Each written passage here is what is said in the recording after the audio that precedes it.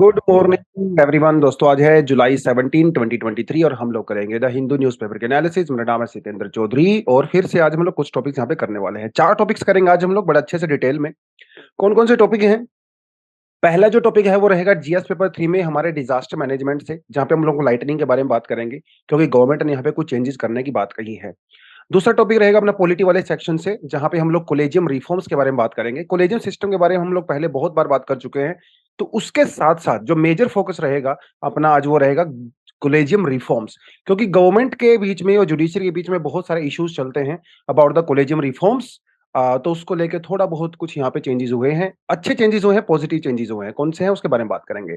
Coral bleaching के बारे में बात करेंगे। बहुत समय से हम लोगों ने इस टॉपिक के बारे में बात नहीं किया है। कोरल्स क्या होते हैं, कैसे डेवलप होते हैं, कोरल ब्लीचिंग क्यों होती है, कोरल्स का रेलेवेंस क्या होता है। जीएस पेपर थ्रू 3 के लिए, मेंस के लिए काफी अच्छा इंपॉर्टेंट टॉपिक है और प्रीलिम्स में भी यहाँ से खूब सारे सवाल पूछे जाते हैं। फिर एक आज का एडिटोरियल है इंडियन कॉन्ग्लोमरेट्स के बारे में, जिसमें हम लोग सिंपल तौर पे बात करेंगे नियो लिबरलिज्म के बारे में कि किस तरह से जो पॉलिटिकल पार्टीज होती हैं और किस तरह से जो बड़े-बड़े बिज़नेस जैसे अडानी, अंबानी, टाटा, बिरला, उनके बीच में जो रिलेशन है, वो किस तरह से हैम्पर करते हैं सोसाइटी को। थोड़ा-सा उसके बारे में बात करेंगे। ये टॉपिक हमारे यहाँ पे रहने वाले हैं। Then we have some additional articles also, वो भी आप पढ़ सकते हो। लेकिन आगे जाने से पहले आपको 2-3 बातें बोलना चाहूँगा। पहली बात तो जो वीडियो को देखते हो तो लाइक उसको ज़रूर किया करो। कमेंट सेक्शन में जो है आप कमेंट भी कर सकते हो, हाय, हेलो जो भी आपको करना है। कुछ फीडबैक है तो वो भी दे सकते हो, कुछ इश्यूज़ आपको फेस आ रहे हैं तो आप वो भी कमेंट सेक्शन में बता सकते हो। अपार्ट फ्रॉम दैट हम सैटरडे को अपना एक करंट अफेयर का कोर्स रखते हैं, जिसमें पूरे हफ्ते का करंट अफेयर, चाहे वो प्रीलिम्स हो चाहे मेंस हो, दोनों के पर्सपेक्टिव से अच्छे से डिस्कशन किया जाता है। Over a period of time काफ़ी अच्छी अंडरस्टैंडिंग डेवलप हो जाती है। ये जो क्यूआर कोड यहाँ पे दिया हुआ है, आप इसको स्कैन करके कोर्स को जॉइन कर सकते हो। एससी 1000 अगर आप ये कोड वहाँ पे डालोगे, तो आपको डिस्काउंट भी मिल जाएगा ₹1000 का। अपार्ट फ्रॉम दैट अगर आप फाउंडेशन कोर्स को जॉइन करना चाहते हो, तो व्हाट्सएप नंबर आपको दिया हुआ है या फिर आप हमारी वेबसाइट को जाके विजिट कर सकते हैं। तो इसमें पूरा प्रीलिम्स, मेंस, टेस्ट सीरीज़ आपको proper notes, PDF and all that सब कुछ यहाँ पे दिया जाता है, बहुत ही किफ़ायती रेट में। चलिए जी। बढ़ते हैं पहले टॉपिक पे। Lightning not a natural disaster says centre. तो सेंट्रल गवर्नमेंट ने ये कहा है बंगाल की गवर्नमेंट को कि नेचुरल डिजास्टर नहीं है लाइटनिंग, क्योंकि अगर किसी इवेंट को, किसी हजार्ड को नेचुरल डिजास्टर अगर डिक्लेयर कर दिया जाता है तो फिर विक्टिम को कंपनसेशन देनी पड़ती है from the state disaster response fund से। तो हर स्टेट के अंदर एक एसडीआरएफ होता है, स्टेट डिजास्टर रिस्पांस फंड होता है, जहां से विक्टिम्स को कंपनसेशन दिया जाता है। इस एसडीआरएफ के अंदर पैसा कहां से आता है? 75% पैसा जो है सेंट्रल गवर्नमेंट देती है। इसका मतलब ये हुआ कि अगर ज्यादा हजार्ड्स को हम लोग डिजास्टर के अंदर इंक्लूड करेंगे तो सेंट्रल गवर्नमेंट के ऊपर एक फाइनेंशियल बर्डन बन जाता है। सरकार का ये कहना है कि देखिए, जो लाइटनिंग जो होती है, इनके जो बिजली कड़कती है, बेसिकली उसकी मैं बात कर रहा हूँ। Lightning is not a natural disaster, क्योंकि जो नेचुरल डिजास्टर, जो लाइटनिंग की वजह से जो डेथ होती हैं, उनको प्रिवेंट किया जा सकता है by making people aware of the safety steps. और सरकार ने ये कहा कि हम लोगों ने टाइम टू टाइम लोगों को वार्निंग भी दिया है लाइटनिंग के बारे में। और ये वार्निंग काफी एडवांस में दी जाती है। 5 दिन पहले से लेके 3 घंटे पहले तक लोगों को वार्निंग दी जाती है कि आप, लाइटनिंग का खतरा है, आप थोड़ा अपने आप को बचाव करें। लेकिन ये सोचने की बात है यार, एक आदमी है, वो खेत में काम कर रहा है, ये सीज़न चल रहा है पैडी फील्ड में, सब अपने खेत में होते हैं, काम कर रहे होते हैं लोग। आप उसको 3 घंटे वार्निंग पहले दोगे, उसको कैसे पता चलेगा वार्निंग का? सरकार की तरफ से वार्निंग का तो उसको नहीं पता चलेगा। हाँ, बादल गरज रहे हैं उसको दिख रहा है, लेकिन उसको काम करना है, वो एक किसान आदमी है, खेत में। क्योंकि यूजुअली जो लाइटनिंग वाले इंसिडेंट होते हैं, वो ज़्यादातर ऐसे लोगों को ही इम्पैक्ट कर रहे हैं जो कि लाइटनिंग के टाइम पे खेत में होते हैं, काम कर रहे होते हैं। तो 3 घंटे पहले उनको कैसे इन्फॉर्मेशन मिलेगी कि घर के अंदर चले जाओ, ये कर लो, वो कर लो? तो ठीक है, वार्निंग सिस्टम हमने डेवलप किया है, लेकिन उसका ग्राउंड के ऊपर रियलिटी नज़र नहीं आ रही है। तो सरकार ने ये कहा है कि हम लोग जो है उसको इंक्लूड नहीं करेंगे लाइटनिंग को। कौन-कौन से हज़ार्ड्स को इंक्लूड किया गया है? Cyclone, drought, earthquake, fire, flood, tsunami, hailstorm, landslide, avalanche, cloud burst, pest attack, frost and the cold wave. ठीक है? 1, 2, 3, 4, 5, 6, 7, 8, 9, 10, 11, 12, 13। 13 हज़ार्ड्स ऐसे हैं जिनको नेचुरल डिज़ास्टर के अंदर इंक्लूड किया गया है बाय द सेंटर। और इन्हीं को ही फिर जो है वो स्टेट डिज़ास्टर रिस्पॉन्स फंड के अंदर भी कंपनसेशन मिलता है अगर इनके बारे में कोई डेथ होती है तो। ये तो थोड़ा-सा आपको यहाँ पे पता होना चाहिए। अब बात करते हैं लाइटनिंग के बारे में प्रॉपर तरीके से। लाइटनिंग क्या होती है पहले तो आपको यही पता होना चाहिए। लाइटनिंग बड़ा एक सिंपल सा प्रोसीजर होता है, ठीक है? जैसे आपने एक बैटरी का जो सेल होता है, हमारा रिमोट कंट्रोल होता है, उसका सेल होता है, आपने कभी देखा होगा छोटे-छोटे सेल होते हैं, हमारे कई बार जो वॉल क्लॉक होती है, उनके अंदर भी लगाया जाता है। उसके अंदर सेल के अंदर एक ना एक पॉजिटिव साइन होता है, नेगेटिव साइन होता है। आपने कभी इस तरह से ध्यान से देखना, इस तरह से रहता है वो सेल अपना। इसमें एक तरह से पॉजिटिव साइन होता है, एक तरफ से नेगेटिव साइन होता है। और फिर इससे बिजली पैदा होती है क्योंकि ये पोटेंशियल डिफरेंस क्रिएट हो जाता है। यानी कि जो इलेक्ट्रॉन्स है जिनके ऊपर पॉजिटिव चार्ज होता है वो होते हैं टॉप पे, जिनके ऊपर नेगेटिव चार्ज होता है वो होते हैं बॉटम पे। तो इस तरह से इलेक्ट्रॉन के बीच में चार्ज का डिफरेंस होता है जिसे पोटेंशियल डिफरेंस कहते हैं और इस पोटेंशियल डिफरेंस की वजह से करंट पैदा होता है। यही तो प्रोसीजर होता है ना। यही सेम प्रोसीजर हमारे क्लाउड्स के अंदर भी होता है। तो एक तरह का बहुत बड़ा नेचुरल सेल प्रोड्यूस हो जाता है हमारे क्लाउड में। क्लाउड भी कोई छोटा-मोटा होता नहीं है। क्लाउड बहुत, बहुत बड़ा क्लाउड होता है। ये जो क्लाउड की हम लोग बात कर रहे हैं ना, क्यूमुलोनिम्बस क्लाउड कहा जाता है, बहुत स्पेशल टाइप के क्लाउड होते हैं। ये क्लाउड 2 किलोमीटर से शुरू हो सकते हैं और ये चलते-चलते 12 किलोमीटर तक जा सकते हैं। इनकी जो हाइट है बहुत ज़्यादा हो सकती है, 8-10 किलोमीटर तक हो सकती है। इतना बड़ा क्लाउड होता है। क्यूमुलोनिम्बस क्लाउड जिसे कहते हैं, थंडर क्लाउड भी आप इसको कह सकते हो, जिसके अंदर बिजली कड़कती है, आवाज़ आती है धड़ाम-धड़ाम की। थंडर जिसको बोलते हैं, राइट? थंडर और लाइटनिंग। तो इतना बड़ा क्लाउड होता है। होता क्या है इस क्लाउड में जब एयर जाती है, अब सीधी-सी बात है 2 किलोमीटर पे तो टेम्परेचर उतना कम नहीं होता, लेकिन 12 किलोमीटर पे तो टेम्परेचर बहुत कम होता है। सपोज़ 10 किलोमीटर पे टेम्परेचर होगा -30 डिग्री सेंटीग्रेड, 2 किलोमीटर टेम्परेचर हो सकता है मान लें 10 डिग्री सेंटीग्रेड। इतना ज़्यादा टेम्परेचर का डिफरेंस होता है क्लाउड के बॉटम में और क्लाउड के टॉप में। तो उसमें होता क्या है जो यहाँ से जो वेपर्स होते हैं वो ऊपर की तरफ राइज़ करते हैं। जैसे-जैसे वो वेपर्स ऊपर जाते हैं तो ये वाटर ड्रॉपलेट में कन्वर्ट हो जाते हैं और फिर वाटर ड्रॉपलेट से आइस क्रिस्टल्स में कन्वर्ट हो जाते हैं। तो आइस क्रिस्टल्स फिर क्योंकि आइस क्रिस्टल्स तो भारी होते हैं फिर वो नीचे आते हैं। जैसे-जैसे वो नीचे आते हैं तो फ्रिक्शन की वजह से वो फिर से वाटर वेपर में कन्वर्ट हो जाते हैं। तो ये वाटर वेपर्स का ऊपर जाना और नीचे जाना ये क्लाउड के अंदर लगा रहता है। ऊपर से नीचे, नीचे से ऊपर जिसके जब वो ऊपर से नीचे आते हैं तो उनके बीच में कोलिजन होता है। उस कोलिजन की वजह से जो है उनका वो चार्ज डेवलप हो जाता है उनके ऊपर। तो धीरे-धीरे क्या होता है क्लाउड के अपर वाली साइड में पॉजिटिव चार्ज सेटल हो जाता है और नीचे नेगेटिव चार्ज सेटल हो जाता है। और ये एक सेल बन जाता है। सेल के जैसे काम करता है। तो इस सेल के अंदर जितना ज़्यादा पोटेंशियल डिफरेंस होता है, फिर उसकी वजह से जो करंट होता है, वो करंट एयर के थ्रू वो डिस्चार्ज हो जाता है।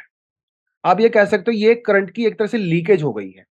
उस क्लाउड से करंट लीक हो गया एयर के थ्रू और क्योंकि ये करंट बहुत गर्म होता है, मिलियंस ऑफ डिग्री का टेम्परेचर होता है, तो आस-पास की जो एयर होती है, जहाँ से करंट पास होता है, वो उस एयर को शॉक लग जाता है और वो एयर एकदम ब्रेक हो जाती है।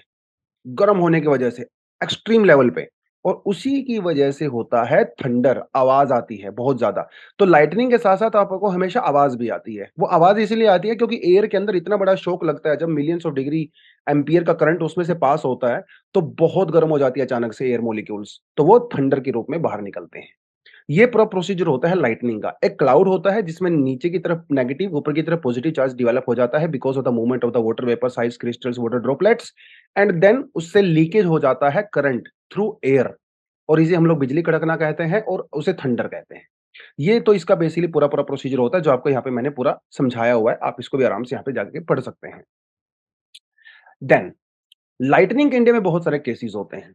इंडिया में लाइटनिंग की वजह से दुनिया में सबसे ज़्यादा डेथ होती हैं। पहले तो आपको मैं ये बता दूँ। अगर आप इस आर्टिकल में पढ़ोगे तो इस आर्टिकल में भी अच्छी खासी डिटेल दी हुई है। आप यहाँ पे क्लियरली देख सकते हो। आर्टिकल क्या कहता है? आर्टिकल कह रहा है भाई देखो नेशनल क्राइम रिकॉर्ड एनसीआरबी क्या कहता है कि 2021 में इंडिया में 2880 लोग लाइटनिंग की वजह से मर गए। इंडिया में नेचुरल डेथ जितनी भी होती है ना, उसमें से 40% लाइटनिंग की वजह से हो रही है। 2880 लोग 2021 में। 2020 में 2862 लोगों की डेथ हुई, लाइटनिंग की वजह से। ये कोई छोटी-मोटी डेथ नहीं है। 2019 में 2876 लोगों की डेथ हुई। तो लगभग आप ये मान के चलिए हर साल 3000 के लगभग हमारे यहाँ पे डेथ होती है लाइटनिंग की वजह से। देखिए, कितना होता है 40%। फ़ोर्स ऑफ नेचर की वजह से इंडिया में जितनी डेथ होती हैं, उसमें से 40% लाइटनिंग की वजह से होती है, राइट? आप देखिए यहाँ पे लिखा हुआ है For instance, in 2003, deaths from the lightning made just 0.2% of the total death caused by the अच्छा, देखिए 3000 डेथ हो रही हैं, लेकिन परसेंटेज कम हो रहा है। आप यहाँ पे क्लियरली देख सकते हैं। 2003 में नेचुरल कॉज से जितनी डेथ होती थी, उसमें सिर्फ 0.2% लाइटनिंग की वजह से होती थी। लेकिन आज जितनी डेथ हो रही है नेचुरल फोर्सेस की वजह से, उसमें से 40% लाइटनिंग की वजह से हो रही है। समझ रहे हो? इसका मतलब ये है लाइटनिंग के अलावा दूसरे जितने भी नेचुरल फोर्स हैं, उससे इंडिया में डेथ कम हो गई है। जब वहां पे डेथ कम हुई, तो लाइटनिंग का परसेंटेज इंक्रीज हो गया। अब साइक्लोन देख लीजिए, आप फ्लड देख लीजिए, आप क्लाउड बर्स्ट देख लीजिए, हीट वेव देख लीजिए। 2003 में इन नेचुरल फोर्सेस की वजह से बहुत ज्यादा डेथ हुआ करती थी, क्योंकि उस समय हमारे यहाँ पे अर्ली वार्निंग सिस्टम डेवलप नहीं था, और जो डिजास्टर मैनेजमेंट एक्ट है वो भी 2005 में आया था। तो 2003 से पहले तो हमारे यहाँ पे कोई ऐसा रोबस्ट सिस्टम था ही नहीं, तो डेथ ज्यादा हुआ करती थी, अपार्ट फ्रॉम लाइटनिंग। राइट, इस वजह से इसका परसेंटेज जो है वो over a period of time घटा है।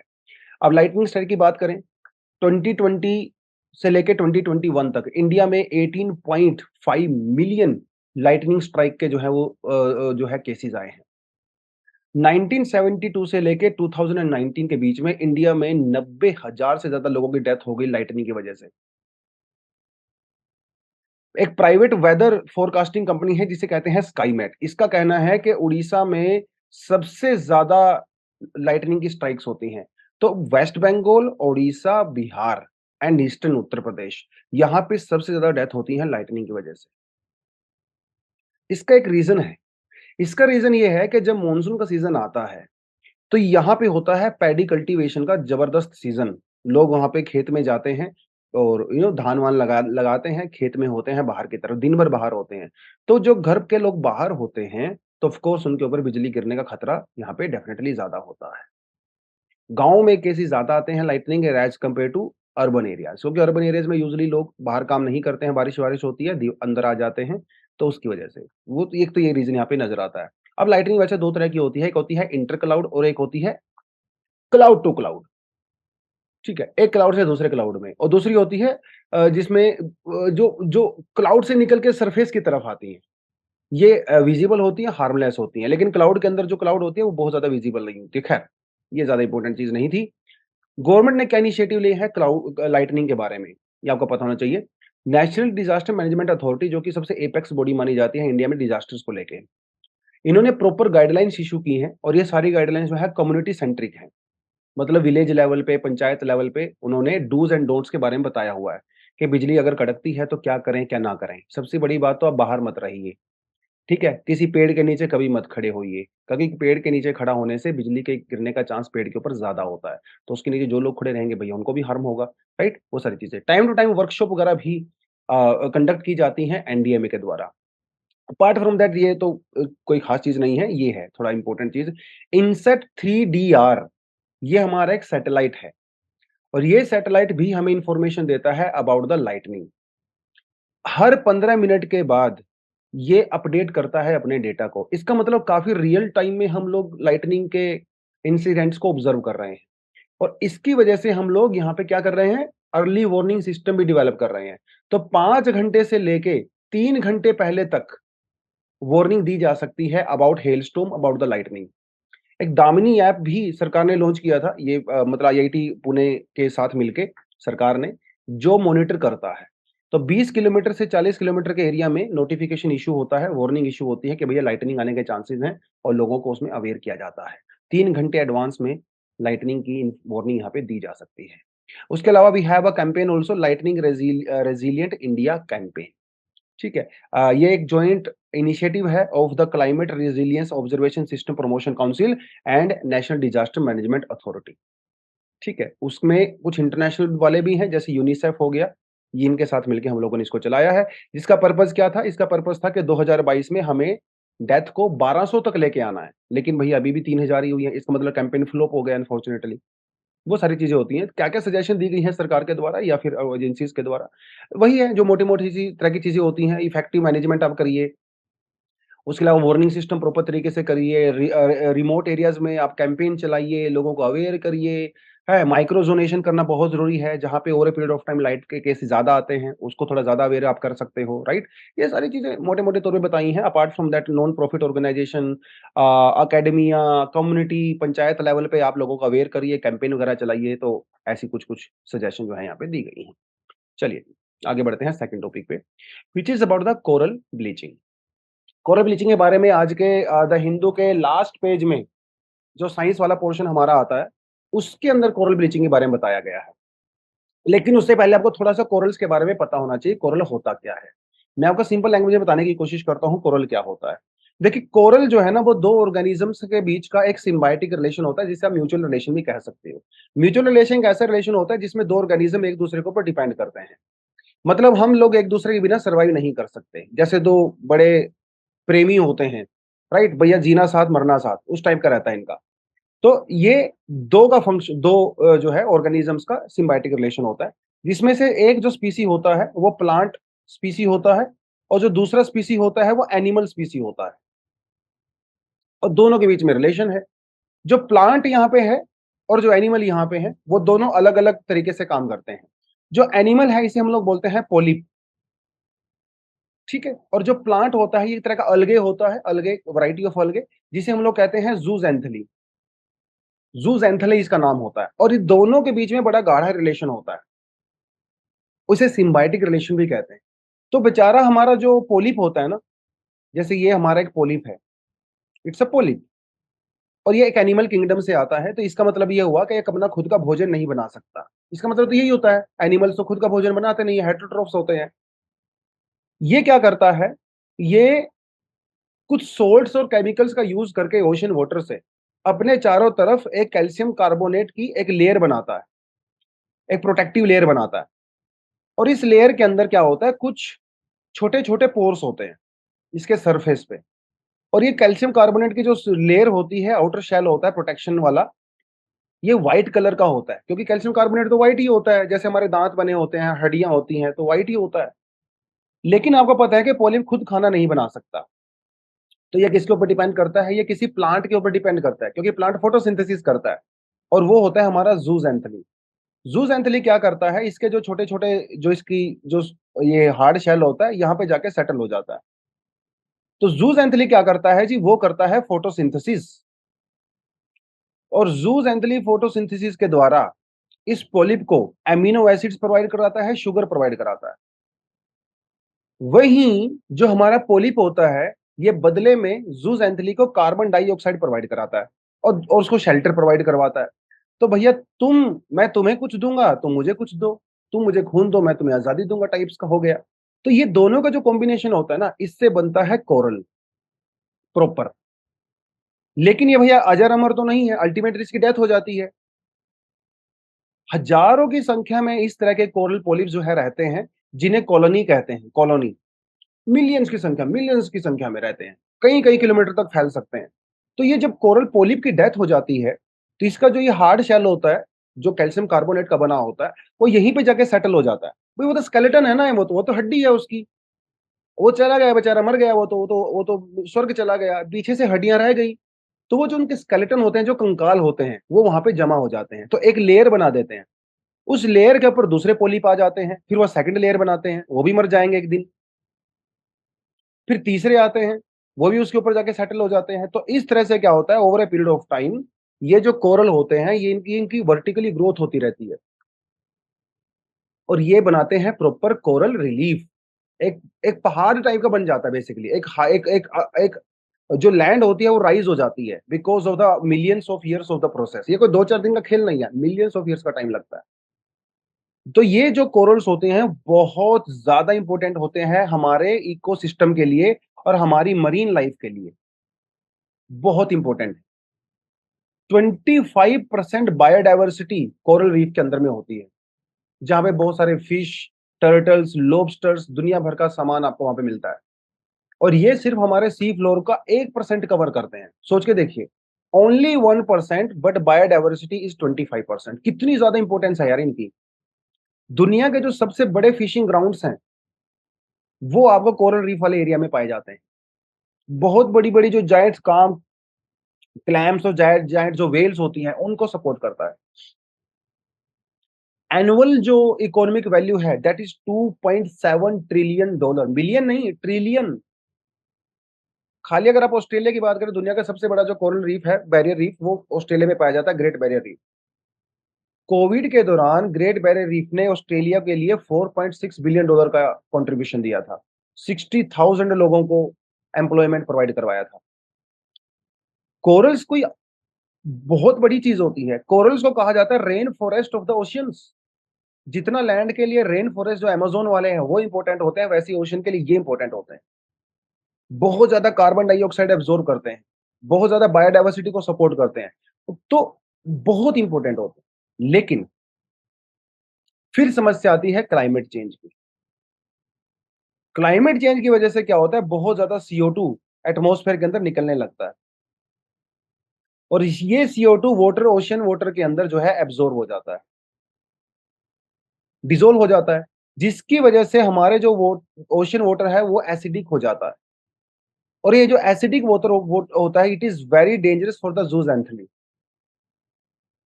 और ये जो पोलिप होता है, जूजैंथली होता है, बहुत टेम्परेचर सेंसिटिव होता है। अगर टेम्परेचर 1 डिग्री सेंटीग्रेड भी बढ़ जाता है तो ये बेचारे मर जाते हैं। तो वो जो कोरल पोलिप था हमारे, जिसके सरफेस के ऊपर जूजैंथली था, जूजैंथली फोटोसिंथेसिस कर रहा था, ये जूजैंथली मरना शुरू हो जाता है जैसे ही टेम्परेचर थोड़ा सा राइज होता है, या उसके अंदर पोल्यूटेंट्स आते हैं, या वाटर एसिडिक हो जाता है, ये जूजैंथली मर जाता है। तो जब जूजैंथली मर गया तो बेचारा पोलिप अपने आप ही मर जाता है, क्योंकि पोलिप को अभी अमीनो एसिड्स नहीं मिलेंगे, फूड नहीं मिलेगा। तो म्यूचुअल रिलेशन था दोनों के बीच में, एक की डेथ होती है तो दूसरे की डेथ नेचुरली हो जाती है। इस पूरे प्रोसीजर को कहते हैं कोरल ब्लीचिंग। क्या कहते हैं जी? Coral bleaching. आप यहाँ पे देखिए, ये पिक्चर देखिए, कितने कलरफुल है, कितने अच्छे लग रहे हैं दिखने में। ये ये कलरफुल इसलिए है क्योंकि ये जूजैंथली कलर प्रोवाइड कराता है। जूजैंथली अलग अलग कलर का होता है। लेकिन जब ये जूजैंथली मर जाता है तो देखिए कैसा लगता है, एकदम उजड़ा हुआ कॉलोनी होती है। तो कोरल्स के बेचारों की तो दुनिया ही उजड़ गई, तो व्हाइट कलर के नजर आते हैं। तो जब कोरल रीफ्स का कलर चेंज होना शुरू हो जाता है, उनकी व्हाइटनिंग शुरू हो जाती है, इसका मतलब ये हुआ कि उनकी कोरल ब्लीचिंग हो गई है, उनकी डेथ हो गई। जो सिम्बायोटिक रिलेशन था जूजैंथली के बीच में और पोलिप के बीच में, वो खत्म हो गया है। तो सीधी सी बात है, जब जूजैंथली ही खत्म हो जाएंगे, कोरल ब्लीचिंग हो जाएगी, तो बायोडाइवर्सिटी भी रिड्यूस हो जाएगी, राइट? जो फिश काउंट है वो कम हो जाएगा। ये बहुत इंपॉर्टेंट है हमारे मरीन इकोसिस्टम के लिए। तो ये इन्होंने बात बताने की कोशिश की थी। तो क्या हो रहा है, क्लाइमेट चेंज की वजह से जो ग्लोबल टेम्परेचर इंक्रीज हो रहा है धीरे धीरे करके, उसकी वजह से कोरल्स की डेथ हो रही है। कोरल ट्रॉपिकल रीजन्स में पाए जाते हैं, टेम्परेट पोलर रीजन्स में नहीं होते हैं, क्योंकि टेम्परेट पोलर रीजन्स में टेम्परेचर होता है काफी कम, और वहां पे ये सर्वाइव नहीं कर सकते। इनको सर्वाइव करने के लिए टेम्परेचर 26-27 डिग्री चाहिए होता है, जो कि ट्रॉपिकल रीजन्स में होता है। लेकिन पिछले 15-20 सालों में ये देखा गया है कि ये जो कोरल्स हैं, वो ट्रॉपिकल एरिया में इनकी डेथ हो रही है, धीरे धीरे टेम्परेट एरिया की तरफ बढ़ रहे हैं, क्योंकि टेम्परेट एरिया में टेम्परेचर इंक्रीज हो रहा है। तो ये जो पैटर्न, ग्लोबल पैटर्न नजर आ रहा है, इससे पूरा मरीन बायोडाइवर्सिटी डिस्टर्ब होती है और हमारे पूरे इकोसिस्टम को इम्पैक्ट करता है। ठीक है जी, चलिए अब बढ़ते हैं आगे। अपना जो अगला आर्टिकल है वो कहता है कोलेजियम रिफॉर्म्स के बारे में। Supreme court collegiums quite transparency is driving change. पहले थोड़ा सा बताता चलूं कोलेजियम सिस्टम क्या है क्या नहीं है, नो दैट हल्का, वैसे आपको आइडिया है, ये कंटेंट सब आपके पास मैंने पहले से दिया हुआ है। बहुत बार हम लोग कोलेजियम सिस्टम के बारे में बात कर चुके हैं। बेसिकली कोलेजियम सिस्टम क्या होता है? कोलेजियम सिस्टम एक ऐसा सिस्टम होता है जिसमें जजेस की अपॉइंटमेंट की जाती है, जजेस की ट्रांसफर की जाती है, और अपॉइंटमेंट से आप ये समझ लिए कि भैया जजेस को प्रमोट किया जाता है। इन द सेंस के मान लो कोई हाई कोर्ट का जज है, उसको अगर सुप्रीम कोर्ट का जज बनाया जाता है, ठीक है, तो उस केस में कोलेजियम ये सब डिसीजन लेता है। अगर एक हाई कोर्ट से दूसरे हाई कोर्ट के अंदर किसी जज की ट्रांसफर करनी है तो वो भी कोलेजियम सिस्टम के द्वारा की जाती है। एक ये बहुत रोबस्ट सिस्टम है, लेकिन हमारे कॉन्स्टिट्यूशन में कोलेजियम सिस्टम कहीं पे मेंशन नहीं है। ये हमारे जुडिशरी का अपना ही एक इन्वेंशन है, उन्होंने खुद इसको डिस्कवर किया है, कोलेजियम सिस्टम को। इसकी शुरुआत हुई थी 1990 से। तो 1990 से पहले तो प्रेसिडेंट ही अपॉइंट किया करते थे जजेस को, चीफ जस्टिस की रिकमेंडेशन पे। लेकिन उसके बाद फिर शुरू हुआ, कोलेजियम सिस्टम की शुरुआत हुई। कोलेजियम सिस्टम की शुरुआत जो है वो कई तरीके से होती है। इसे हम लोग जज केस कहते हैं, जजेस केस कहते हैं, ठीक है? जैसे 3 जज केस की बात करते हैं तो 3 जजेस की केस की यहाँ पे बात होती है। शुरुआत में जो जज की वो 1981 में शुरुआत हुई, फिर 1993 में शुरुआत हुई। तो यहाँ से कॉलेजियस सिस्टम की शुरुआत हुई जिसमें जजेस ने ये कहा कि इसमें सरकार कुछ नहीं करेगी, जो भी करेंगे हम करेंगे। ये कलेक्टिव डिसीजन होगा जजेस का, किसको अपॉइंट करना है, किसको ट्रांसफर करना है। 1998 में फाइनल जो जजमेंट आया जजेस केसेस के अंदर, वो आज तक चल रहा है। ये थर्ड जजमेंट क्या कहता है, थर्ड जजेस केस क्या कहता है? ये कहता है कि भाई जो सीजीआई होंगे, ठीक है? ये कॉलेजियम में 5 मेंबर बॉडी होगी, जिसमें सीजीआई होते हैं और 4 सबसे सीनियर मोस्ट जजेस होते हैं, ठीक है? 4 होते हैं या 5 होते हैं या 6 होते हैं, कमेंट सेक्शन में बताओगे तो मजा आएगा, ठीक है? सबसे सीनियर मोस्ट जजेस होते हैं जिनको मिलके कॉलेजियम बनता है। ये कॉलेजियम रिकमेंड करता है अलग-अलग नामों को, ठीक है? और ये सीजीआई जो है चीफ जस्टिस ऑफ इंडिया, उनके अकेले की मर्जी नहीं चलती है।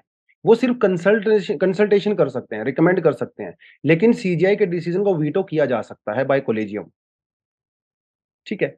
अगर इन 5 लोगों में से 2 लोग भी अगर किसी नाम के 2 जज भी अगर किसी नाम पे डिसएग्री करते हैं, तो उस जज को अपॉइंट नहीं किया जाता है, राइट? और ये जो इनकी प्रोसीजर होती है जो कि फिर बाद में कॉलेजियम उस नाम को गवर्नमेंट को रिकमेंड करती है, गवर्नमेंट नामों को देखती है, फिर उसको पास कर देती है। तो वो फिर बाद में गवर्नमेंट का प्रोसीजर होता है। लेकिन कॉलेजियम सिस्टम और गवर्नमेंट के बीच में हमेशा से ही इश्यू रहते हैं और आज का इश्यू नहीं, बहुत पुराना इश्यू है ये। जब हम लोग कॉलेजियम सिस्टम की बात करते हैं, तो एक तरफ सरकार है और एक तरफ यहाँ पे हमारी जुडिशरी है। सरकार ये कहती है कि भई क्योंकि ये डेमोक्रेसी है और डेमोक्रेसी में जो पीपल होते हैं, वो सबसे ऊपर होते हैं और पीपल मतलब गवर्नमेंट। इसलिए जजेस के अपॉइंटमेंट में गवर्नमेंट का हाथ होना चाहिए, जैसा अमेरिका वगैरह में होता है। जुडिशरी कहती है कि नहीं, एग्जीक्यूटिव का इससे कोई लेना-देना नहीं है। अगर एग्जीक्यूटिव जजेस के अपॉइंटमेंट को कंट्रोल करेंगे, तो वो पूरा सिस्टम करप्ट हो जाएगा। इसीलिए जो जजेस की अपॉइंटमेंट है, वो जजेस के थ्रू ही होनी चाहिए, ताकि सीक्रेसी बनी रहे, प्राइवेसी बनी रहे और वो उसके ऊपर लोगों का भरोसा कायम रहे। तो इसीलिए दोनों के बीच में रहता है हमेशा झगड़ा। सरकार कहते हैं कि हमारा भी रोल होना चाहिए, जुडिशरी कहते नहीं, जितना तुम्हारा रोल है उतना ही रहना चाहिए, तुम इस चक्कर में मत पड़ो, हम अपने आप सुलट लेंगे मतलब अपने आप ही अपना काम कर लें। दोनों के बीच में भयंकर इश्यू चलता है और पिछले दिनों आपने देखा होगा, हमारे जो एक्स लॉ मिनिस्टर थे, रिजू जी, वो सुबह-शाम कॉलेज सिस्टम की बुराइयाँ किया करते थे। तो फिर हम चंद्रचूड़ जी आ गए। चंद्रचूड़ जी के आने के बाद में कॉलेजियम सिस्टम में काफ़ी ज़्यादा सुधार हुआ है, क्योंकि कॉलेजियम सिस्टम की बुराई की जाती थी कि ये ट्रांसपेरेंट नहीं है सबसे बड़ी बात। बहुत बुराई होती थी कॉलेजियम सिस्टम की, कि इनके जो सन होते हैं, नेफ्यूज़ होते हैं जजेस के, वो उनको ही अपॉइंट कर लेते हैं। एक ही परिवार में चीफ जस्टिस भी हो रहा है, एक ही परिवार में जज भी हो रहे हैं, एक ही परिवार में लॉयर भी हो रहे हैं, सब एक ही परिवार से आए जा रहे हैं, क्योंकि उसमें कोई चेक एंड बैलेंस वाला सिस्टम ही नहीं है, ट्रांसपेरेंसी है ही नहीं। और कॉलेजियम सिस्टम को कॉन्स्टिट्यूशन में मेंशन थोड़ी ना किया गया है। ये तो जुडिशरी ने खुद बनाया है ना यार। तो ये प्रोसेस अनडेमोक्रेटिक है, राइट? और कॉलेजियम सिस्टम फ्लॉप है ओवरऑल मिला के, क्योंकि कॉलेजियम सिस्टम ने क्या किया, वैकेंसी तो आज भी है जुडिशरी में, वैकेंसी तो 20 साल पहले भी थी, 30 साल पहले भी थी। तो क्या कॉलेजियम की वजह से वैकेंसी कम हुई? नहीं। क्या कॉलेजियम की वजह से जुडिशियरी सिस्टम में क्वालिटी इंप्रूव हुई? नहीं। तो जब वो अपने ऑब्जेक्टिव को फुलफिल ही नहीं कर पा रहा है, तो इसका मतलब कॉलेज सिस्टम को रिफॉर्म करने की रिक्वायरमेंट है। सरकार बड़े समय से इसकी डिमांड कर रही थी।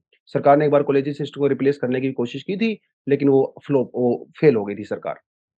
लेकिन अब कुछ रिफॉर्म्स नज़र यहाँ पे आ रहे हैं, चंद्रचूड़ जी के आने के बाद। अभी ट्रांसपेरेंसी के ऊपर फोकस किया जा रहा है, क्योंकि सबसे बड़ा जो आरोप लगाया जाता था कॉलेजियम के ऊपर, वो ट्रांसपेरेंसी ही लगाई जाती थी। और ये कहा जाता था कि कई बार ऐसे जजेस को भी अपॉइंट कर दिया जाता है जिन्होंने अपने पास्ट में बहुत खराब डिसीजन लिए हैं। चंद्रचूड़ जी ने कहा कि ओके कोई बात नहीं, हम इसको सुधारेंगे, ठीक है। सिस्टम के अंदर कमियाँ हो सकती हैं, उन्होंने कई बार माना जुडिशरी ने कि कॉलेजियम सिस्टम परफेक्ट नहीं है, उसमें सुधार की रिक्वायरमेंट है। तो क्या-क्या सुधार यहाँ पे हो सकता है? सबसे बड़ी बात तो ये है कि अभी फिलहाल क्या हो रहा है, जब भी सिलेक्शन होती है, तो सिलेक्शन के लिए एडवांस में ही कैंडिडेट्स की लिस्ट इश्यू की जाती है। एक तो सबसे बड़ी बात ये है और ये पब्लिक डोमेन में होता है, कोई कोई प्राइवेसी नहीं है। दूसरी बड़ी बात ये है कि कोर्ट क्वालिटी के ऊपर काफ़ी फ़ोकस कर रहा है। किस त और एक एक जजमेंट एवोल्यूशन कमिटी बनाई गई है। जिन भी जजेस के नाम आते हैं सामने, उनके प्रीवियस जजमेंट के बेसिस पे उनको ग्रेडिंग दी जाती है, रेटिंग दी जाती है। और अगर किसी काम का जज का काम आउटस्टैंडिंग है पास्ट में, तभी उसकी असेसमेंट की जाती है, तभी उसके नाम को रिकमेंड किया जाता है। इसका मतलब ट्रांसपेरेंसी भी बढ़ी है और क्वालिटी भी बढ़ी है जजेस की। ये सब यहाँ पे उन्होंने कहा है। तो सुप्रीम कोर्ट किसी भी जज के नाम का रिकमेंड करता है, अगर आज सरकार को नाम रिकमेंड करता है, तो 3 चीज़ों पे फोकस होती है। पहली बात तो जज सीनियर होना चाहिए। दूसरी बात मेरिट और परफॉर्मेंस होनी चाहिए भाई, हम लोग किसी भी टॉम, डिक, हैरी को नहीं डालेंगे, हम लोग अपॉइंटमेंट नहीं करेंगे। और डाइवर्सिटी को भी इंश्योर किया गया है। मतलब वीमेन रिप्रेजेंटेशन भी होना चाहिए, जो बैकवर्ड कम्युनिटी से या एससी, एसटी कम्युनिटी से जो जजेस हैं, उनको भी इंक्लूड किया जाएगा। ये सब चीज़ें कोशिश की जाती है आज के टाइम में रिकमेंडेशन के। इसका मतलब कॉलेजियम सिस्टम के अंदर सुधार हो रहा है। और ये चीज़ आप देखेंगे पिछले 6 महीने में लगभग। पहले क्या होता था, कॉलेजियम किसी नाम को रिकमेंड करता था, सरकार उसमें 6 महीने तक उसको अपॉइंट ही नहीं करती थी। क्योंकि अल्टीमेटली काम तो अपॉइंट करना सरकार का ही काम है ना। जो कॉलेजियम सिस्टम तो नाम रिकमेंड कर सकता है, अपॉइंट नहीं कर सकता। आजकल क्या हो रहा है, 2-3 दिन के अंदर फाइल क्लियर हो रही है। पिछले हफ्ते नाम रिकमेंड हुआ, इस हफ्ते सरकार ने क्लियर कर दिया। बड़ा फास्ट फिल हो रही हैं वैकेंसीज़। इसका रीज़न यही है क्योंकि कॉलेजियम सिस्टम ट्रांसपेरेंट हो गया है। सरकार को भी कोई दिक्कत नहीं है। तो अभी तो अच्छा काम कर रहा है, लेट्स होप फ्यूचर में और ज़्यादा यहाँ पे कुछ ना कुछ रिफॉर्म्स आपको देखने को मिलेंगे। तो कॉलेजियम सिस्टम के बारे में इतनी इन्फॉर्मेशन आपके लिए सफिशिएंट थी। मेंस के पर्सपेक्टिव से इसको पढ़ें टॉपिक को। प्रीलिम्स के पर्सपेक्टिव से तो यस, लक्ष्मीकांत में जो कॉलेजियम सिस्टम के बारे में पूरा दिया हुआ है, ऑफ कोर्स आप वहाँ से जाके पढ़ सकते हो। लेकिन लेटर ऑन जो ये रिफॉर्म्स वाली चीज़ें होती हैं, इस तरह की चीज़ें हमारे स्टैंडर्ड बुक्स में होती नहीं है, तो वो आपको न्यूज़पेपर से मिलता है। चलिए जी, अब ये बात करता है आज के एडिटोरियल के बारे में। India's conglomerates are getting too big for the comfort. आपको ये आर्टिकल एज़ सच पढ़ोगे तो आपको बहुत चीज़ें समझ में इसमें आ जाएँगी, लेकिन आर्टिकल का मेन मकसद ये है कि भैया जो देश में बड़ी-बड़ी कंपनी है, अडानी, बिरला, अंबानी, रिलायंस, टाटा, है ना? इनका दबदबा बढ़ रहा है। और ये बड़ी-बड़े जो कंपनी है जिसे कांग्लोमरेट कहा जाता है। कांग्लोमरेट का मतलब ये होता है कि एक कंपनी बहुत सारे बिज़नेस के अंदर इन्वॉल्व होती है। जैसे टाटा है। टाटा भैया नमक से लेके जो है डिफेंस इक्विपमेंट्स तक बेचता है। टाटा कंपनी। चाय से लेके, नमक से लेके, कॉफ़ी से लेके, बस, ट्रक, एवरीथिंग टाटा बेच रहा है। तो ये एक बहुत बड़ा कांग्लोमरेट है। और ये कांग्लोमरेट आज के टाइम में इतने बड़े हो गए हैं कि वो सरकार की पॉलिसीज़ को इन्फ्लुएंस करने लगे हैं। और जो छोटे बिज़नेस हैं हमारे, वो बेचारे उनको तो रास्ता ही नहीं मिलता कहीं जाने का। तो इन्होंने कहा है कि कांग्लोमरेट्स को इतना बड़ा मत बनने दीजिए कि वो हमारी सोसाइटी में डिस्कम्फर्ट पैदा करना शुरू कर दें। ठीक है, प्राइवेटाइज़ेशन ठीक है, लेकिन इतना थोड़ी कि देश में जो है 5-7 लोग ही सारा चीज़ों को करें। तो जैसे थोड़े समय पहले हिंडनबर्ग की रिपोर्ट आई थी, जिसमें अडानी ग्रुप के ऊपर एलिगेशंस वगैरह लगाए गए थे। उन सब के बावजूद भी अडानी ग्रुप आज भी ग्रो कर रहा है। हालाँकि पहले से ग्रोथ थोड़ी स्लो हुई है, लेकिन अडानी ग्रुप आज भी मार्केट से पैसा उठा रहा है। आज भी वो कंपनीज़ की एक्विजिशन कर रहा है, मर्जर कर रहा है। Same for the Reliance, same for the Tatas, same for the Aditya Birla groups. नई-नई, छोटी-छोटी कंपनियों को एक्वायर कर लेते हैं और अपने बिज़नेस को एक्सपेंड किए जा रहे हैं। कोविड-19 की वजह से जो छोटी-छोटी कंपनीज़ थी बेचारी, वो तो बंद हो गई मीडियम स्केल वाली तो, लेकिन बड़े वाली स्केल तो आज भी कर ही रही हैं। जैसे यहाँ पे आप देखिए, जो 5 बड़े बिज़नेस हैं इंडिया में, उन्होंने 1991 से लेके 2021 के बीच में 10% से लेके 18% तक का ग्रो किया है। लेकिन उनके बाद के जो नेक्स्ट 5 हैं, उनका शेयर 18% से 9% हो गया। मतलब जो बड़ी कंपनी है और बड़ी होती जा रही हैं, लेकिन जो छोटी कंपनियाँ थी वो बेचारी छोटी होती चली जा रही। जबकि ऐसा नहीं होना चाहिए था। ये जो इनकम इनइक्वालिटी है और एसेट इनइक्वालिटी है, ये बहुत ज़्यादा बढ़ रही है देश में। कुछ कंपनियों के इतने एसेट्स हो गए हैं कि उनके पूरा सा कंसंट्रेशन उनके हाथ में चला गया है। सरकार का काम क्या है? सरकार का काम ये जो कंसंट्रेशन ऑफ वेल्थ है ना, इसको बचाना है। कुछ लोगों के हाथ में नहीं होना चाहिए, ये सब लोगों के हाथ में होना चाहिए। और डेमोक्रेसी तो तभी सेफ रहती है ना यार, कि सबके हाथ में कुछ ना कुछ हो। डेमोक्रेसी मतलब ये भी है कि गवर्नमेंट को डिस्क्रिमिनेशन नहीं करना है किसी के बीच में। गवर्नमेंट सबको बराबर ट्रीट करे। राइट? गवर्नमेंट का काम प्राइवेट सेक्टर को प्रमोट करना नहीं है, गवर्नमेंट का काम उनको रेगुलेट करना है, लेकिन इसका उल्टा हो रहा है। मोनोपोलीज़ बढ़ती चली जा रही हैं, ठीक है? आफ्टर इंडिपेंडेंस जो बड़े-बड़े बिज़नेस थे, खासकर 1960s में और 70s में स्पेशली, सरकार ने उनकी मोनोपोली को खत्म किया था और वो गवर्नमेंट सेक्टर की तरफ आ गए थे। लेकिन अब सिस्टम उल्टा हो रहा है। अब सरकार बड़े-बड़े बिज़नेस को प्रमोट करने में लगी हुई है। रेगुलेट करना छोड़िए, प्रमोट कर रही है। ये सब हो रहा है नियो लिबरलिज़्म के नाम पे, कैपिटलिज़्म के नाम पे। उनको सरकार फैसिलिटी दे रही है, प्राइवेट सेक्टर को। प्राइवेट सेक्टर का काम क्या है? प्रॉफिट कमाना। सरकार उनको इंसेंटिव दे रही है, वो प्रॉफिट कमा रहे हैं, उनके जो शेयर होल्डर हैं, वो पैसा कमा रहे हैं, नियो लिबरलिज़्म के नाम पे। कुछ ही लोगों के हाथ में सारा पैसा कॉन्सन्ट्रेट होता चला जा रहा है। छोटे बिज़नेस तो बेचारे वैसे ही काम के नहीं रहे। तो नंबर ऑफ प्लेयर्स मार्केट में कम हो रहे हैं, लेकिन जो नंबर ऑफ प्लेयर्स कम हो रहे हैं, उसकी वजह से कुछ प्लेयर्स के हाथ में ज़्यादा पावर आ गई है। सेकंड सेकंड ये कहता है कि it helps strengthen the domestic big business to not just hold its own against global competition beyond the Indian shores. सरकार का ये कहना है कि हम लोग इन प्राइवेट कंपनी को इसलिए प्रमोट कर रहे हैं, टाटा बिरला अंबानी को, अडानी को, कि ताकि इंटरनेशनली हमारा कंपटीशन बढ़ सके। जैसे चिप कंपनीज वगैरह की हम लोग बात करते हैं, सॉफ्टवेयर की बात करते हैं, जैसे टाटा कंपनी अभी जो है वो एप्पल के फ़ोन्स को असेंबल करेगी। इनका ये कहना है कि अगर ग्लोबल ग्लोबल कॉम्पिटिशन इंडिया को बढ़ाना है, तो इस तरह की चीज़ें करनी पड़ेंगी। प्राइवेट सेक्टर को आप प्रमोट करना पड़ेगा सरकार को। करिए, ठीक है, बट उसके नाम पे जो मीडियम स्मॉल स्केल के जो सेक्टर हैं, आप उनको खत्म मत करिए, right? Third is the refusal to reduce the influence of the money in the politics. सबसे बड़ा खेल तो यही है। इलेक्टोरल बॉन्ड्स के नाम पे ट्रांसपेरेंसी खत्म कर दी गई। बड़े-बड़े टाटा, बिरला, अंबानी, अडानी जैसे लोग जो हैं पॉलिटिकल पार्टीज़ को जी भर के डोनेशन देते हैं, जिससे इलेक्शंस मैनेज होते हैं। इन इलेक्शन में उनका इन्फ्लुएंस बढ़ता है। तो जब सरकार पावर में आती है तो उनके फेवर में पॉलिसीज़ बनाई जाती हैं। तो ये जो नेक्सस बढ़ रहा है, ये जो नियो लिबरलिज़्म के नाम पे, राइट? ये जब सारी चीज़ें हो रही हैं उसका जो है आम जनता को नुकसान हो रहा है। ठीक है? बड़े प्लेयर्स को बेनिफिट हो रहा है, इनकम इनइक्वालिटी बढ़ती जा रही है, एसेट इनइक्वालिटी बढ़ती जा रही है और चीज़ें खराब हो रही हैं। तो इनका ये कहना है कि आर्टिकल में बेसिकली आपने देखा होगा कि काफ़ी इंडिया की जो करंट पॉलिसी है उनको क्रिटिसाइज़ कर रहे हैं, लेकिन this is also an argument, right? अगर कोई और इस आर्टिकल को लिखेगा तो शायद उनका अपना आर्गुमेंट होगा जिसको फेवर करेंगे। सरकार का तो कहना है कि भाई देखिए 1991 तक सब कुछ गवर्नमेंट के हाथ में था और इंडिया का फॉरेक्स रिज़र्व बिल्कुल खत्म हो गया था। 91 के बाद जैसे ही लिबरलाइज़ेशन रिफॉर्म हम लोगों ने किया, हमारा पर कैपिटा इनकम भी बढ़ा। हमारे यहाँ पे हर सोशल सेक्टर में चाहे मैटरनल मोर्टेलिटी रेट हो, चाहे चाइल्ड मोर्टेलिटी रेट हो, वो इंक्रीज़ हुआ है इंडिया में मतलब उसकी हालत इम्प्रूव हुई है।